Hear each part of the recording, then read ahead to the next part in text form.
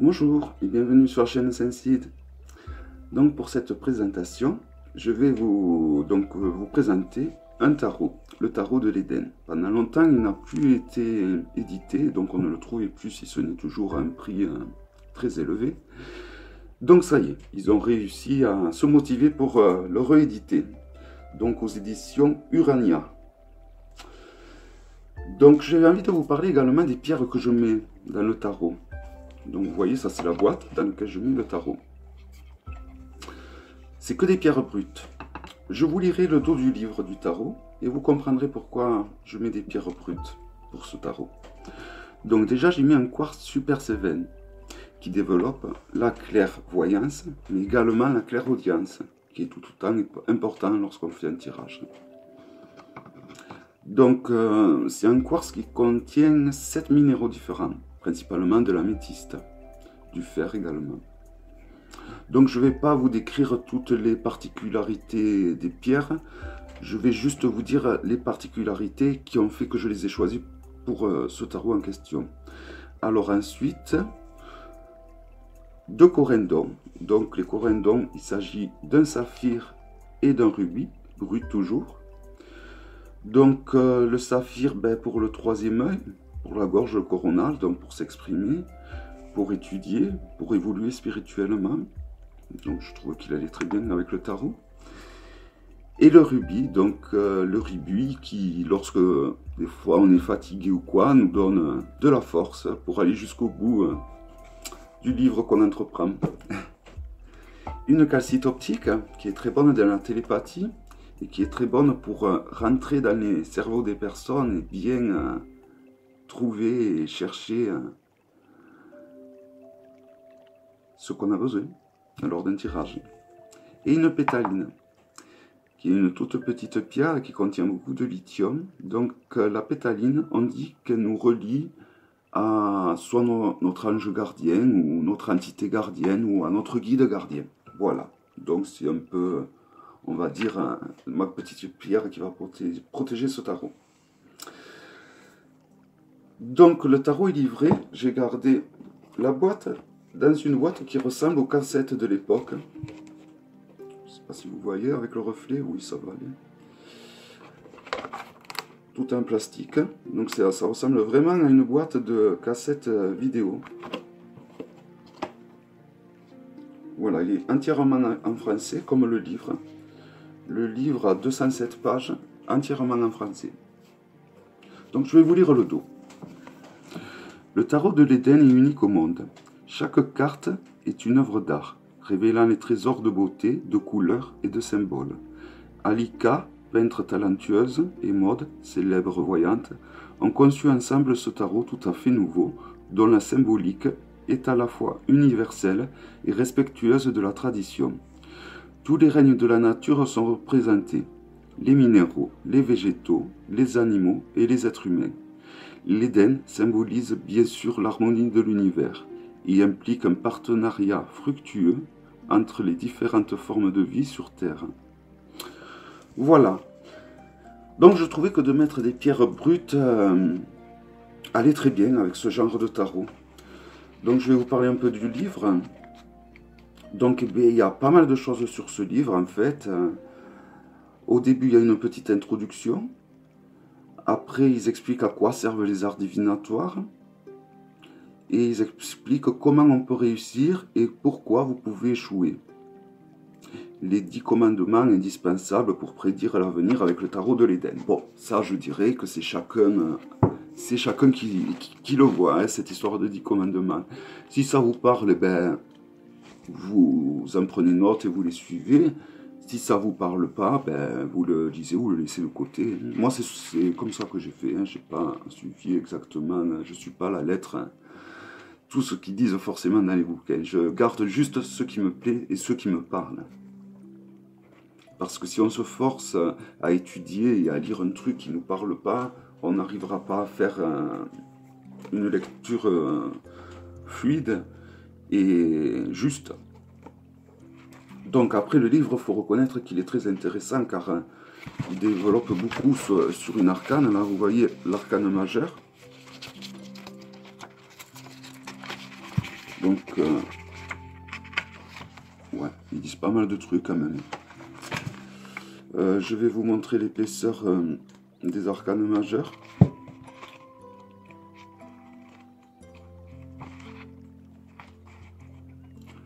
Hop. Et le mât qu'ils ont mis à la fin. Comme un tarot de Marseille. Voilà, donc tout ça c'est pour les arcanes majeurs. Et il y en a tout autant pour les mineurs en fait. Et à la fin, il y a des tirages avec des exemples. Ce qui est très bien, qui est des exemples. Donc ma foi, ce livre est très bien et très bien conçu. Maintenant, le tarot en lui-même. Je trouve que les cartes sont bien, elles glissent super bien, vous voyez. Elles ont une glisse super, ceux qui aiment mélanger en faisant comme le poker vont se régaler. Le dos des cartes, bon, j'aime pas les dessins, toujours pareil, je préfère des dessins neutres, mais bon, là c'est un peintre qui l'a fait, et bon, il faut reconnaître qu'il est très joli. Hop. Par contre, on peut faire que le tirage à l'endroit, vu que l'auteur a signé là. Bon, moi ça me dérange pas car je ne tire pas les cartes à l'envers. Je trouve qu'une arcane à elle-même n'a pas besoin. C'est moi qui ai décidé comme ça dès le départ, donc je m'y tiens. Donc je vais vous présenter les cartes, une par une, en essayant d'éviter le reflet de la lumière. Hop, le battleur.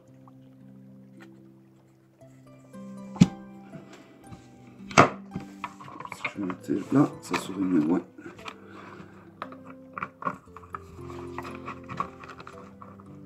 Ok, bon.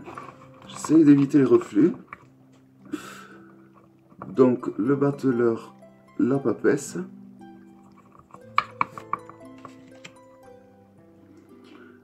L'impératrice.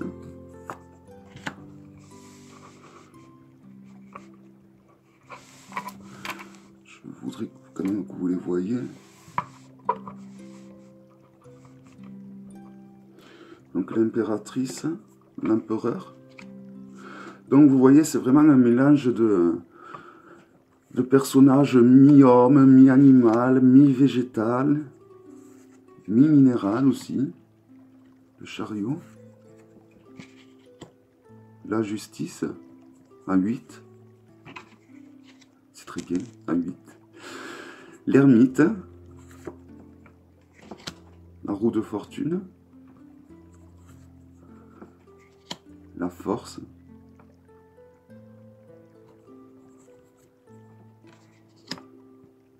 Le pendu,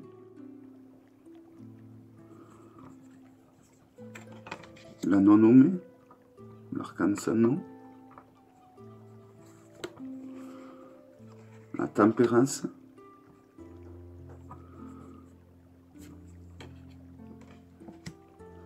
le diable,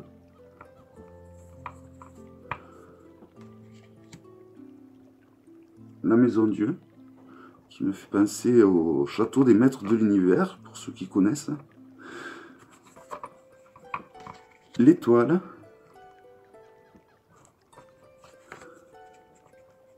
La lune.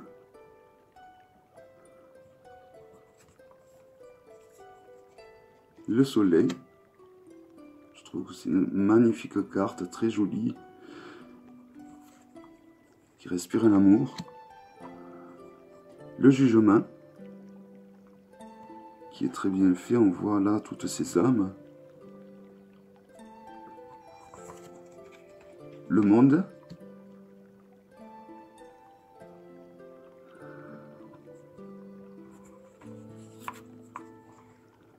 Et le mât, qui se lance dans l'inconnu. Se lance dans l'inconnu, excusez-moi. C'est mon gros défaut de bafouiller. Donc voilà, le défaut des cartes, c'est, je trouve que bon, vu le prix du jeu, ils auraient pu, voilà, ils auraient pu faire une épaisseur un peu plus, des cartes un peu plus épaisses. Bon, elles sont comme le Grimaud en fait. Vous avez le Grimaud, au niveau de la qualité des cartes, vous avez ce jeu.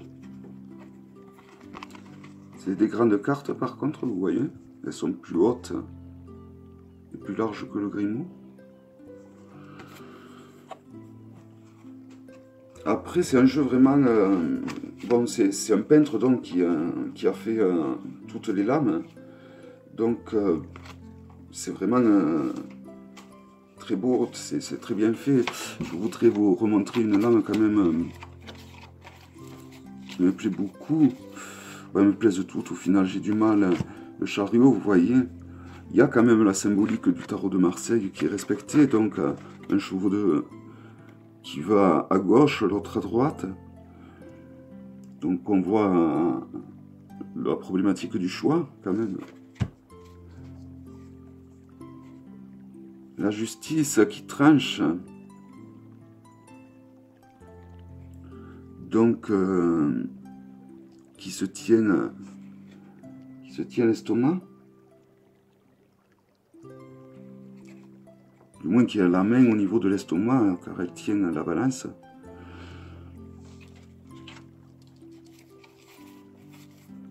Voilà, bon, je vais vous montrer les personnages de cours. Donc pour les coupes, c'est de l'eau qu'il est question. Avec le valet.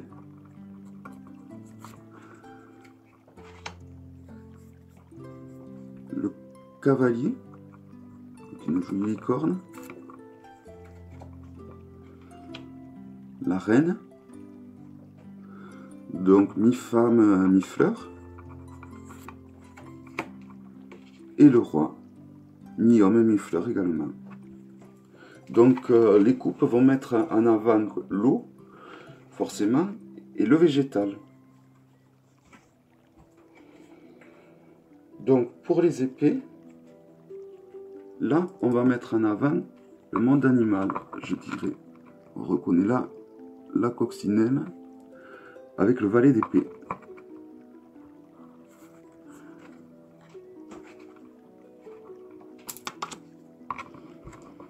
Le cavalier.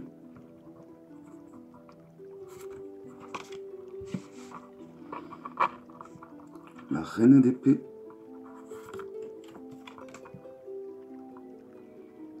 Donc toujours avec le roi d'épée comme la reine d'épée, comme ainsi que les autres figures des épées, c'est des hommes mélangés avec des insectes, quoi. Une mutation, on dira. Donc ensuite, on va passer au denier.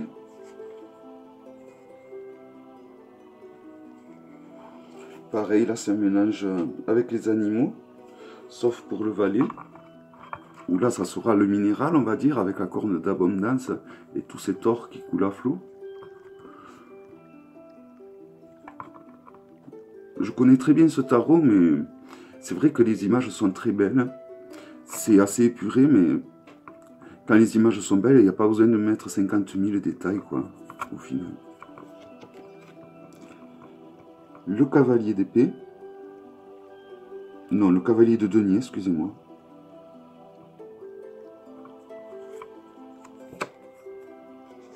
La reine de denier.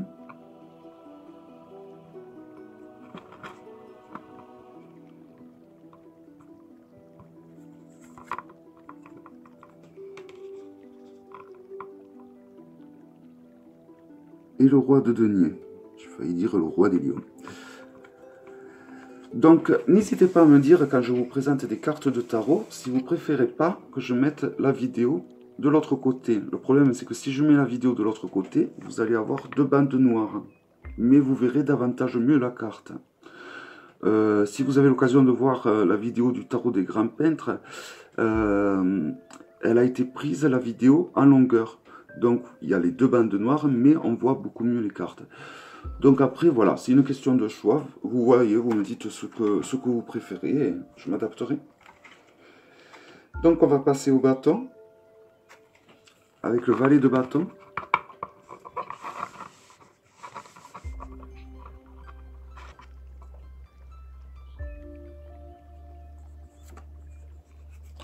Le cavalier de bâton.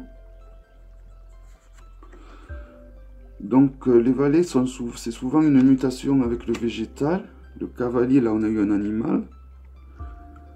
La reine de bâton, ça revient avec un végétal, tout comme le roi de bâton.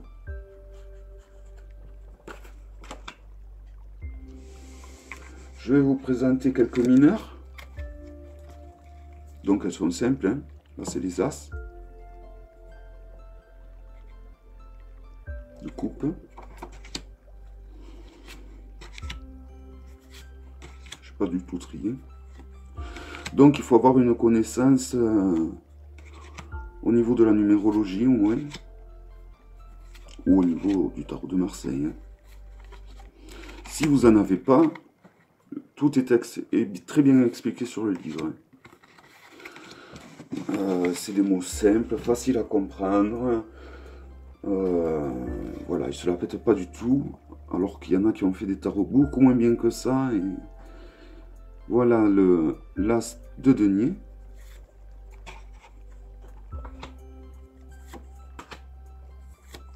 Chaque fois je vous dis pareil, que je vous en présente quelques-unes, au final je vous les présente toutes.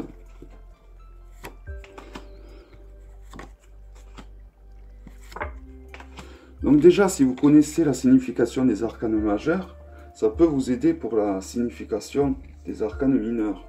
Il suffit par exemple de prendre les arcanes majeurs et de la superposer sur les arcanes mineurs, c'est-à-dire que par exemple, l'as de coupe, on peut l'associer à la carte numéro 11 ou à la carte numéro 1 des arcanes majeurs. C'est un peu des significations qui se rejoignent.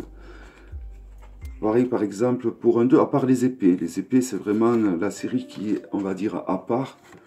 Donc c'est une série qui est dure, c'est des combats toujours. Même si c'est une carte positive, il y aura toujours un combat à gagner, à mener. Donc ce que je vous dis ne va pas pour les épées, mais ça va bien pour les trois autres.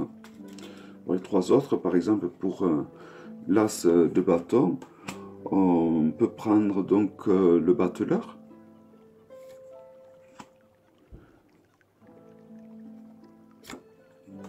Pour le 2, on peut prendre la signification de la papesse et du pendu, et etc. etc. Bon, moi je ne fais pas comme ça, hein.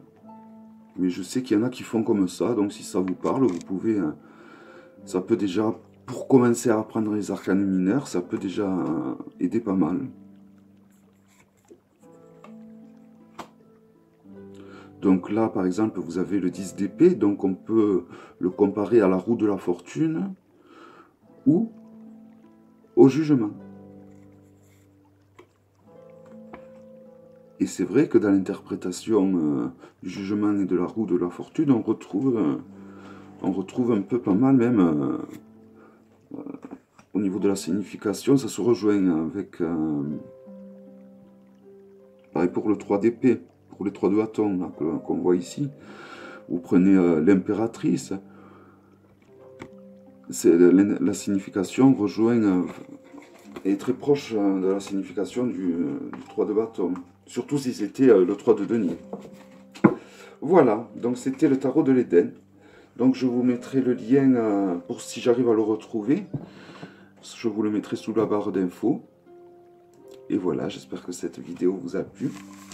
Donc pensez surtout pas, n'hésitez pas à me dire si vous préférez des vidéos à longueur, pour les cartes surtout, du moins pour bien voir les cartes, ou en largeur comme c'est là actuellement. Je vous dis à bientôt. Au revoir.